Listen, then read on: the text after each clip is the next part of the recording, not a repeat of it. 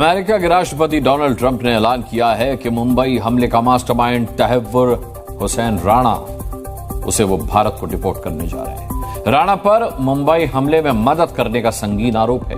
America में मोदी मौजूद, वहां पे एक जॉइंट स्टेटमेंट डोनाल्ड ट्रंप ने और नरेंद्र मोदी ने पाकिस्तान की तरफ इशारा करके पाकिस्तान के खिलाफ हुई। फॉरेन ऑफिस ने उसे रिबट किया। पाकिस्तान के फॉरेन ऑफिस ने कहा कि ये मिसलीडिंग है, वन साइडेड है। मोदी साहब को और भारतीयों को खुश होना चाहिए कि अमेरिका और भारत के जो ताल्लुकात हैं मज़ीद आगे की जानिब बढ़ रहे हैं। भारत में ये बहुत खुशी मनाई जा रही है कि जो पैराग्राफ 32 है जॉइंट स्टेटमेंट का, उसमें मुंबई अटैक का भी जिक्र है और ये कहा गया है कि पाकिस्तान जो है मुंबई अटैक और पठानकोट जिन्होंने ये हमले किए भारत में, उन पर मुकदमा चलाकर उस मुकदमात को लॉजिकल एंड तक पहुँचाए।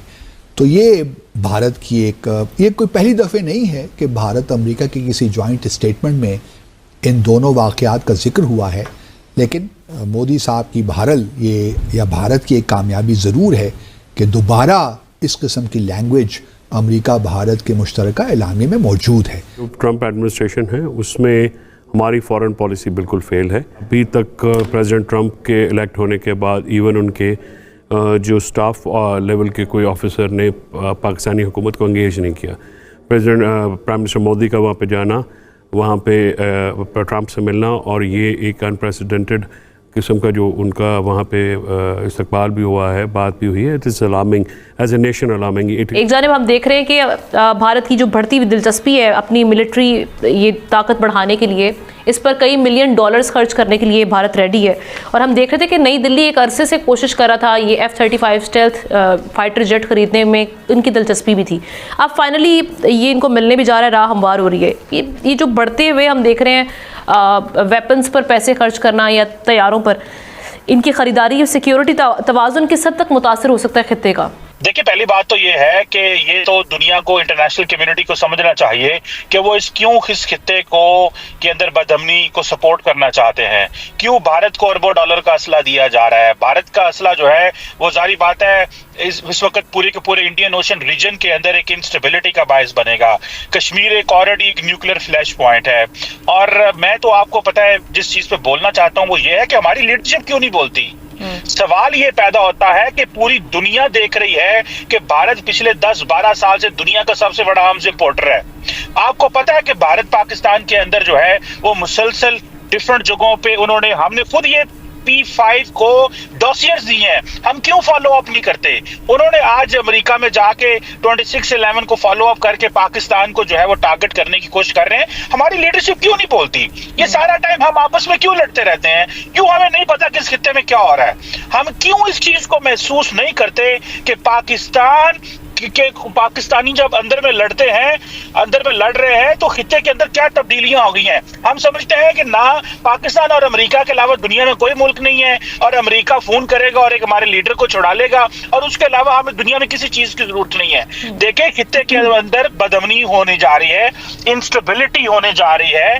इस खित्ते के अंदर जो बदअमनी और इंस्टेबिलिटी है, इसको थोड़ा रीड करना पड़ेगा। बिल्कुल ऐसे चीजें नहीं चलेंगी जिस तरह चीजें चल रही हैं। मेरा ख्याल है इस पर लीडरशिप को एक्शन लेना चाहिए, बोलना चाहिए और दुनिया को सेंसिटाइज करना चाहिए कि किस तरह इस दहशतगर्दी को एक तरफ वो सपोर्ट कर रहे हैं अफगानिस्तान के जरिए, बलोचिस्तान में हम बोलते भी हैं लेकिन हम इसको हाईलाइट नहीं करते, इसके ऊपर कंसिस्टेंट नहीं है। मेरा ख्याल है इसके ऊपर बात करनी चाहिए। अभी रिसेंट अपॉइंटमेंट जो डोनाल्ड लू, अर्स्टवाइल बदनाम जमाना डोनाल्ड लू, उनकी जगह जो पॉल कपूर को अपॉइंट किया गया, वो उन साहब के क्या नजरियात हैं भारत को लेके और पाकिस्तान को लेके, वो हमें नजर आता है। और वो साउथ एशियन रीजन के असिस्टेंट सेक्रेटरी उनको तैनात किया गया। उनसे ऊपर डैरन बिएटी है, उसके पाकिस्तान के बारे में क्या अफकार हैं वो भी हमें पता है। उसके अलावा जो बाकी आप देख लें, चाहे सेक्रेटरी ऑफ स्टेट हो, चाहे स्टेट डिपार्टमेंट की स्पोक्स पर्सन हो, and so on and so forth, हर एक के पाकिस्तान बारे जो अफकार हैं वो ठीक नहीं है। किस तरह से आपके ख्याल में आगे पाकिस्तान के लिए मुश्किलात जन्म ले सकती हैं इन मामलात को लेकर? इंतहाई काबिल एहतराम बाजवा साहब, आपकी सारी बातें अपनी जगह पे दुरुस्त होंगी, लेकिन अगर आप ज़रा थोड़ा सा गौर कर लेना कि इस वक्त हो क्या रहा है।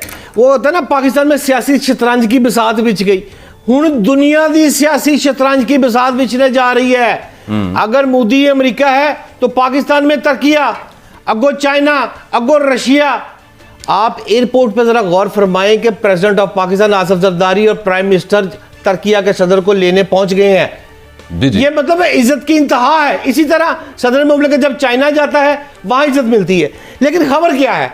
खबर बाजवा साहब यहां पर यह आती है कि भारतीय वजीर आजम जो वहां पर इस वक्त गए, और भी बड़े से उनके लेन देन थे, उन पर टैक्सेस भी लग रहे हैं, लेकिन असल में जो तकलीफ है ना वो है अमरीकी सदर से मांगे जा रहे हैं 35 लड़ाका तैयारों समेत जदीद दफाई आलात भारत को मिलने की उम्मीद जो नहीं है, उसका सारा प्रॉब्लम जो है वो मसला पड़ा हुआ है। मैं यहां आपको बताता हूं बाजवा साहब हो क्या रहा है जी। अब एक साइड पर पाकिस्तान जो पहले ही फजाई तौर पर ना भारत से हमेशा ही अल्लाह की रहमत से MM आलम से शुरू कर ले हुण भैन चाह दा घुट पी के साडे कोलों गए ने अभिनंदन। अभी यहां हम खेल रहे हैं। अब क्या हो रहा है? अब खबर बाजवा साहब ये है 5th जनरेशन के लड़ाका तैयारे जो है वो लड़ाके चाइना से चीन हमें दे रहा है, और उसके बाद भारत और पाकिस्तान का जो मुकाबला है वो पाकिस्तान यहां अल्लाह की रहमत से और भारत यहां आ जाएगा। क्यों आएगा? उसका जवाब ये है कि 35 तैयारों का जो पहला स्क्वाड है वो 40 तैयारों पर मुश्तमिल है। ये पाकिस्तान में लैंड करने वाला है, और यहां पर दर्जनों अफराद ऐसे हैं जो इस वक्त चाइना में हमारी ट्रेनिंग दे रहे हैं। और ये त्यारा बाजवा साहब ये जब ऊपर जाता है ये भारत के रडार में नहीं आना। शहजाद भट्ट साहब, मामला ये है कि अमेरिकन टेक्नोलॉजी हमारे पास भी F-16 है, और वो हमने इस कंडीशन पे लिए थे कि हम इंडिया के खिलाफ इस्तेमाल वो नहीं होगा। आपको याद है अभिनंदन वाले मामले में बिल्कुल ठीक कह रहे हैं, इंडिया ने इल्ज़ाम ये लगाया कि आपने F-16 इस्तेमाल किया है, और आपका ये मुआहदा है अमेरिका के साथ, और मतलब इंटरनेशनली उन्होंने कहा कि यार ये आपने AMRAAM मिसाइल जो यूज़ किया था उनका इल्ज़ाम जो लगाया, पाकिस्तान ने कहा नहीं हमने तो JF-17 थंडर इस्तेमाल किया है। बट बात यह है कि F-16 की तरफ उन्होंने क्यों इतना तिल मिलाए थे, उसकी वजह यह है कि वो एक सुपीरियर टेक्नोलॉजी है, इसमें कोई शक नहीं है। अमेरिका टेक्नोलॉजिकली, पॉलिटिकली और फिर उसके अलावा इकोनॉमिकली वो एक सुपर पावर है। टेक्नोलॉजिकली मैं ज़ाती तौर पे समझता हूं कि चीन का अमेरिका से अभी मुकाबला करना दूर की बात है। AI में देखें ये जो आप बात कर रहे हैं ना अमेरिका के F-16 तैयारों की, वो यार पुरानी गल हो गई। उन अमेरिका ने जो हमें दिए थे उससे अगले भारत तो फ्रांस के मिराज तैयारों की जगह जो है उन्होंने ले लिया। निस्बतन F-16 तो पुराने हो गए ने, हम बराबरी पे खेल रहे हैं भारत के साथ F-16 तक, और उनका एक एक पुर्जा जो अमेरिका दे असी मरहूने मिलना था जी। अब जब 5th जनरेशन के तैयारे गए ये है प्रॉब्लम। पहले पाकिस्तान की क्रिकेट टीम के हवाले से ओ जी नहीं बनेगा, स्टेडियम इनका नहीं बन सकता, ये मैच नहीं करा सकते, वहां से जलील हुए हैं भारत। अब ये दूसरी जलालत उनके ऊपर पड़ रही है भाई। नमस्कार दोस्तों, स्वागत है आप लोग का हिंदुस्तानी स्पेशल के एक और नए वीडियो में। दोस्तों, महाराष्ट्र के मुख्यमंत्री देवेंद्र फडणवीस ने शुक्रवार को कहा कि राज्य सरकार 26/11 मुंबई आतंकवादी हमले के आरोपी तहव्वुर हुसैन राणा को अमेरिका से प्रत्यार्पित किए जाने के बाद जेल में डालने के लिए तैयारी कर रही है। मुख्यमंत्री की यह टिप्पणी अमेरिका के राष्ट्रपति डोनाल्ड ट्रंप की घोषणा के बाद आई है कि उनके प्रशासन के 26/11 मुंबई आतंकवादी हमलों में भूमिका के लिए भारतीय जांच एजेंसी द्वारा वांछित राणा के प्रत्यार्पण को मंजूरी दे दी है। दोस्तों, 26/11 की जो अटैक है उसके बाद से भारत लगातार जो है वो इस आतंकवादी को लेने की कोशिश कर रहा था, लेकिन क्योंकि उस टाइम पे कांग्रेस ने उतने अच्छे से काम नहीं किया तो वो भारत को ये आतंकवादी नहीं मिला और कितने दिन से ये बच रहा था। लेकिन नरेंद्र मोदी जी ने अमेरिका का दौरा करके एक बहुत बड़ा काम किया है।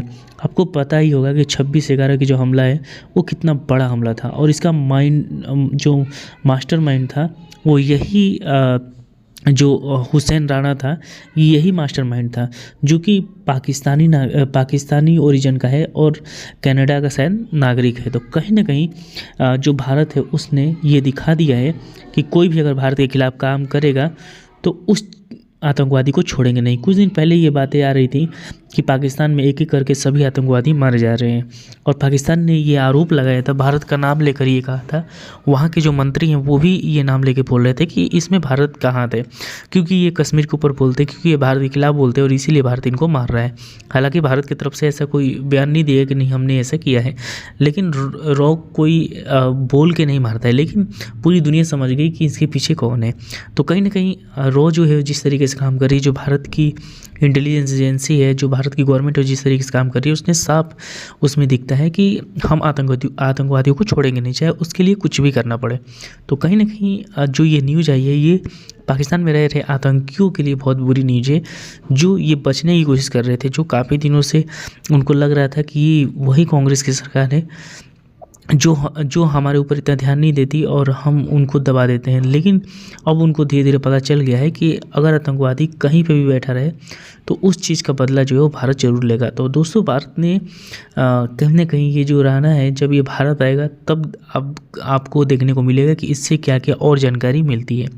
तो दोस्तों, बस आज वीडियो में इतना ही। वीडियो को लाइक और चैनल हिंदुस्तानी स्पेशल को सब्सक्राइब कर लें, क्योंकि हम आपके लिए इंटरेस्टिंग वीडियो लाते रहते हैं। मिलेंगे किसी न्यू वीडियो से, तब तक हिंदुस्तानी स्पेशल।